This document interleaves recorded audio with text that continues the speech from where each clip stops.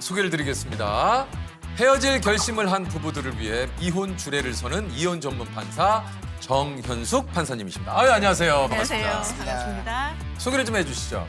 네, 안녕하십니까. 대구 가정법원 경주지원에 근무하는 정현숙 판사라고 합니다. 아니 이혼 전문 판사가 따로 있습니까? 예, 공식적인 명칭은 가사소년 전문법관입니다. 네, 법원에서 선발이 되어서 가정법원에서 장기간 근무하면서 이혼 사건, 소년 사건, 가정폭력, 아동폭력, 상속 재산 분할, 가정에서 일어나는 모든 일을 담당하고 있다고 보시면 됩니다. 가정에서 일어나는 모든 네네. 일을 하시는데 여기에 이제 이혼이 들어가 있는 거군요. 그렇습니다. 근데 주로는 이제 이혼 사건이 주를 이루죠. 그러니까 이제 이게 예전 드라마긴 합니다만 사랑과 전쟁에 이제 신구 선생님께서 네. 사주에 뵙겠습니다. 이게 이제 지금 판사님이 그렇습니다. 이혼 조정 절차에서 저희가 사주에 뵙겠습니다 이렇게 하는데 이게 사주라는 게 특별한 의미가 있는 건 아니고 저희 재판이 이제 사주 단위로 돌아가고 있기 때문에 그 다음 기일이 사주후다. 사주후다. 좀 어떻습니까? 재판장 풍경도 좀 달라진 게 좀 있을까요? 예전하고 좀 비교를 해서. 우리 젊은 부부가 부모님과 함께 오는 경우가 많습니다. 부모님과요? 예, 이혼 조정을 하면 부모님이 와서 아내와 남편은 가만히 있고 부모님들끼리 싸우는 경우도 있습니다. 어떤 경우인 거예요? 예를 들면. 이제 워낙 귀하게 자녀들을 키웠다 보니까 내 자녀가 이런 취급을 받고 살게 둘 수 없다. 라고 하면서 이제 딸을 둔 이제 부모라면은 사위를 막 이렇게 사위 잘못된 점을 조정실에서 얘기를 하시고. 이야기를 하고 그러면 이제 아들 측에서는 또 며느리의 잘못된 점을 이야기하고요. 거기서 또 싸우시죠. 그래서 제가 어떨 때는 이제 부모님 모시고 오지 마세요. 이렇게 말할 때도 있습니다. 예, 당사자들만 제발 나올 수 있도록 변호사님 부탁드립니다. 이렇게 말씀을 드리고 어떤 사건들은 저 부모님들이 아니었으면은 이 젊은 부부는 이 아무것도 아닌 이 갈등을 잘 있겠네요. 극복하면서 살았을 텐데 그럴 수도 있을 것 네. 같아요. 저 부모님들 때문에 이혼하는구나 해서 너무 가슴 아픈 사건들도 있죠. 이게 그 지난달 통계청 발표에 따르면요. 2024년 이혼 건수가 28년 만에 최저치를 기록을 했는데 이게 그 젊은 신혼부부의 이혼율이 줄었다. 이게 맞습니까? 통계상으로는 그렇게 나올 수가 있는데요. 요즘 혼인 신고를 하지 않고 사는 신혼부부들이 많습니다. 그래서 저희 법정에서는 사실혼 해제로 인한 위자료와 재산 분할 사건이 늘고 있어요. 그것은 네, 결혼을 했음에도 불구하고 혼인 신고를 하지 않은 경우를 저희가 사실혼이라고 부르는데요. 예, 사실혼도 이제 이혼처럼 헤어질 때는 위자료와 재산 분할을 똑같이 할 수 있습니다. 그래서 사실혼 사건이 상당히 많이 늘어났습니다. 이게 일주일이면 한 몇 건 정도의 이 판결을 좀 하십니까? 이혼 소송 같은 경우에는 하루에 50건 정도를 진행을 하루에 하고요. 50건이요? 네, 하루에요? 네, 협의혼은 하루에 130건 정도를 확인을 합니다. 협의혼은 하루에 130건. 예.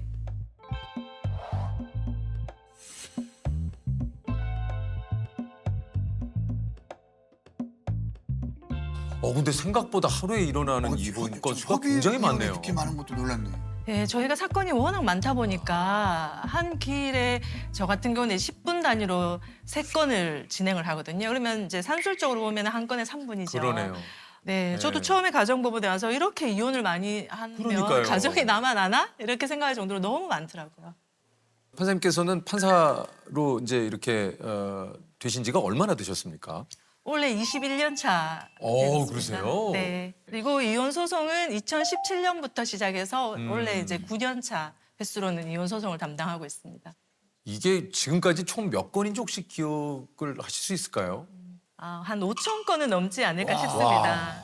제가 그 중에 조금 뭐 떠올리신다면 이렇게 좀 가장 많은 그 이혼 사유는 혹시 뭡니까? 늘 등장하는 사유는 부정행위, 외도 이고요. 너 자그마치 너는 불륜이잖아. 그것도 가게 여직원이라. 외로워서 그랬다. 외로워서. 그리고 있어서는 안 되지만 폭행, 폭언, 경제적 무능력, 뭐 성격 차 이런 거는 늘상 등장하고요. 근데 가만히 보면은 딱 한 가지 이혼 사유는 없습니다. 줄줄이 다 나오거든요. 그래서 거짓말을 하게 되고 성격이 안 맞으니까 싸우게 되고 몸싸움을 하고 줄줄이 연결되어서 나오는 것 같아요. 그 이혼 재판을 또 하시다 보면 네. 뭐 진짜 상상도 못할 기막힌 뭐 일들이 굉장히 많으시다 그래요. 네. 이게 정말 현실이야라고 생각될 정도로 드라마보다 더 드라마 같은 내용도 많아요. 그렇다면서요? 네.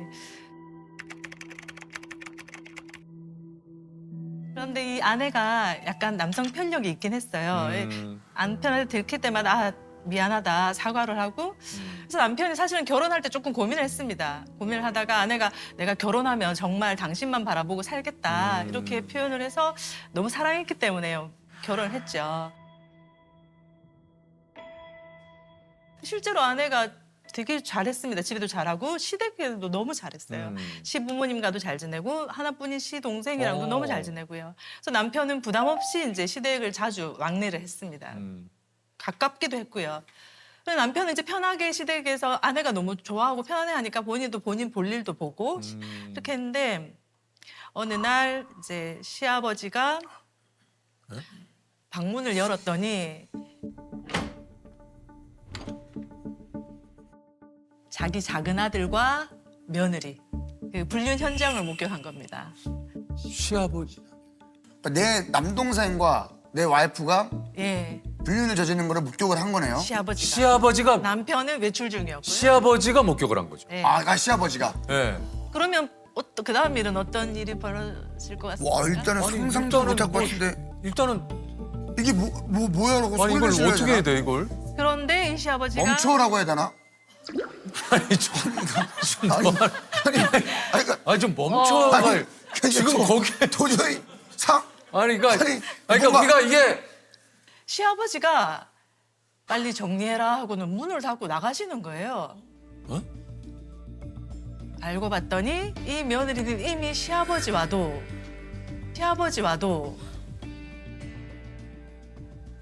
에이 진짜요 판사님? 네 그런 관계가 있었고 그러니까 시아버지가 거기서 자기가 멈춰 뭐 어떻게 좀 할 수가 없는 거예요. 자기의 원죄가 있기 때문에. 아니 그 상식적으로 예, 내 상식적이지 형수고 않죠. 네. 내 며느리인데 네네 상식적이지 않죠. 그럼에도 불구하고 어느 날 이제 또 다시 시동생과 그런 행각을 벌이다가 남편에게 적발이 되었어요. 네, 남편이 이제 그거 남편한테 적발이 되고는 발각이 되고는 아내가 그대로 가출을 해버렸죠. 아이들도 버리고. 그래서 남편이 이제 이혼 소송을 제기했고.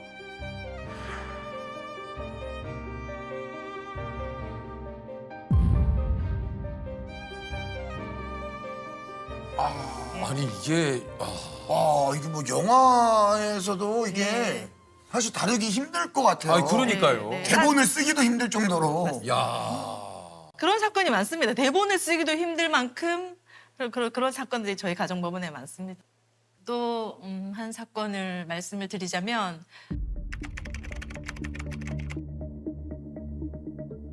아내가 소장을 제기해서 소를 제기해서 제가 봤더니 남편은 너무 의처증이 심하고 그래서 나랑 친한 남사친을 불륜남으로 오해해서 소송을 내서 나는 이렇게 의처증이 심한 남편이랑 살 수가 없다 이런 소장을 접수를 했더라고요. 그래서 아유 이렇게 나쁜 남편이 다 있나 이렇게 생각을 하고 이제 남편이 낸 답변서를 열어봤더니 그 이제 남사친은 아내의 첫사랑이었어요. 그리고 불륜이 맞았습니다. 이 남사친은 아내를 교묘하게 가스라이팅을 해서 아내로부터 돈을 받아서 썼어요. 네. 자기 자식들도 아내한테 돈을 받아서 필요한 것들을 사주기도 하고 그래서 이 남편은 그렇지만 아내를 너무 사랑했습니다. 그 이유가 25년간 아내가 정말 헌신을 했고 또 시부모를 모시고 살아서 5년간 병수발도 했고 그런 미안한 마음이 너무 많았고 아내가 순수하고 그렇기 때문에 저런 나쁜 놈한테 가스라이팅을 당했다. 내가 건져내야겠다. 저 나쁜 놈으로부터 이런 마음을 먹었던 것 같아요. 그래서 이혼 소송은 제기하지 않고 상간남 소송만 손해배상 소송만 제기를 했죠. 그런데 이 상간남이 처음엔 잘못했다고 했다가 며칠 뒤에 문자를 하나 보냈는데 남편에게요. 당신은 이 게임에서 완전히 졌어. 내가 죽으면 당신은 당신의 아내에게 살인자란 각인을 씌워줄 테고 그래도 당신 아내가 당신이랑 살까? 내가 이겼고 당신이 졌어. 이러면서 자살해버렸습니다. 근데 남편은 그 문자 내용만 보여줬어도 아내가 금방 이렇게 마음을 돌이킬 수 있지 않았을까 했는데 아내가 또 너무 큰 상처를 받을 거라 받을까 봐. 생각하고 이야기를 하지 않고 그냥 이혼 소송에 나와서 아닙니다. 나쁜 사람이 이 말만 썼습니다. 그래서 부부 상담을 보냈죠. 그런 사건의 경우에는 좀 회복의 가능성이 있지 않을까. 근데 그 부부 상담을 조금 오랜 기간 텀을 두면서 남편이 그런 문자를 받고도 본인한테 말하지 않았다는 것을 그때서야 알게 되고 그래서 남편이 정말로 자기를 사랑한다는 것을 인지하고 회복이 되었죠. 남편의 수뇌부가 그 가정을 회복시킨 거죠. 그런 거네요. 그런 거예요. 절대 이런 배우자 만나면 안 된다 하는 게 좀 있습니까? 예, 이혼 소장에서 늘 등장하는 레파토리가 있는데요. 혼인 전부터 폭행이 있었습니다. 혼인 전에도 다른 남자를 다른 여자를 만났습니다. 그런데 결혼하면 달라질 거라고 생각을 하고 결혼을 했습니다라는 소장 내용이 늘 나옵니다. 그때 그랬다는 것은 결혼하고 난 이후에 바뀔 가능성은 1%도 없습니다. 우리가 연애할 때 가장 좋은 모습을 보여주고 싶어하고 최선을 다하지 않습니까? 그렇죠. 결혼하고 나면은 왜 노력을 해? 보통은 이렇게 되니까요. 그래서 연애할 때 그런 기미가 보인다. 폭행이나 폭언이나 더 나아질 가능성은 없습니다. 그래서 정리를 하셔야죠. 네. 네. 그럼에도 불구하고 이혼을 결심했다면 하지 말아야 할 행동이 또 있다고 그래요. 이혼을 준비할 때는 이제 혹시 변호사가 어떻습니까, 변호사님?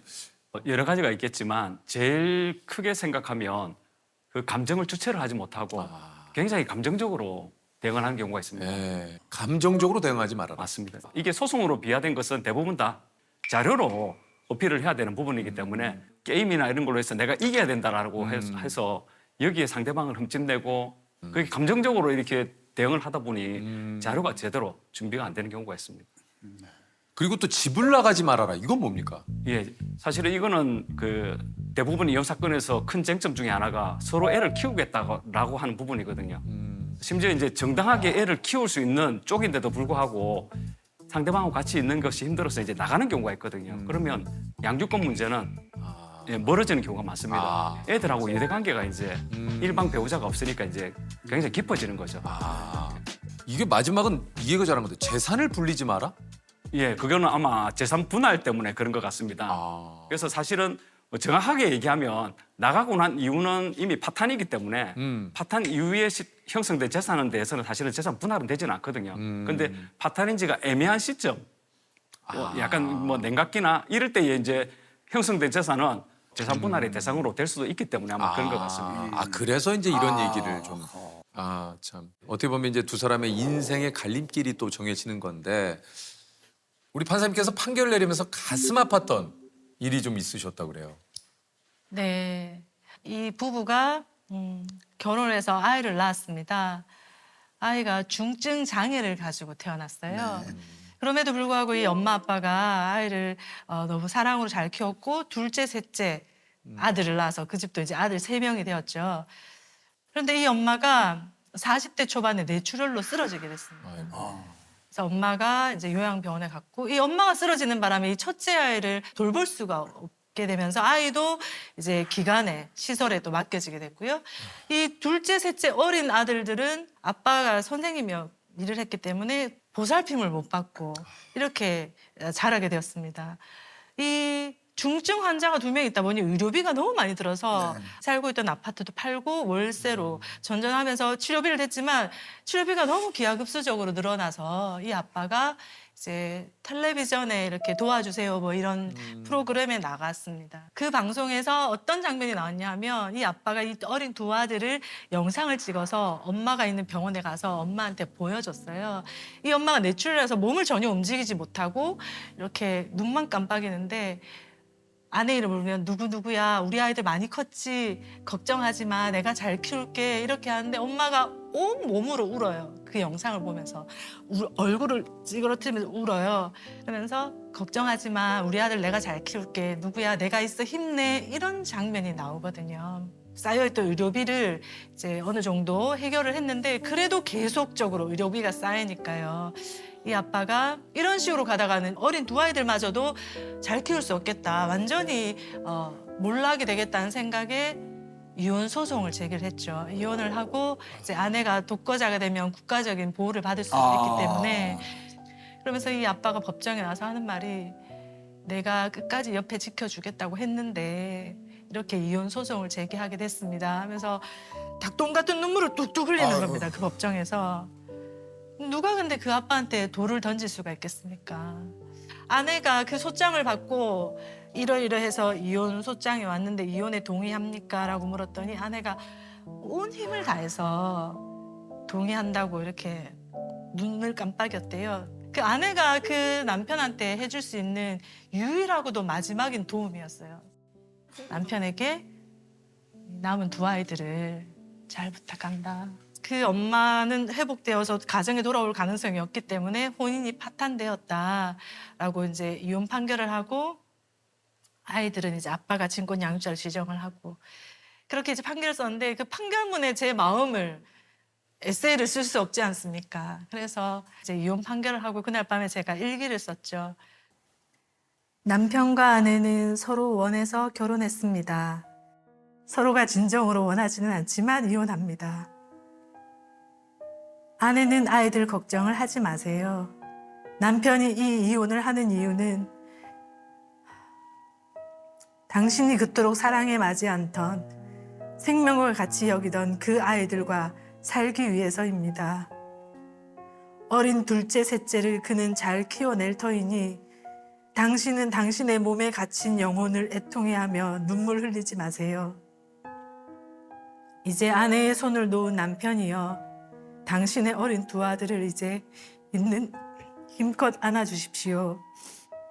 사후에 알게 된 그 사건을 다 판결하고 난 다음에 알게 됐는데 우연한 기회에 제가 이혼 판결 선고한 그날 첫째 아들이 사망을 했더라고요.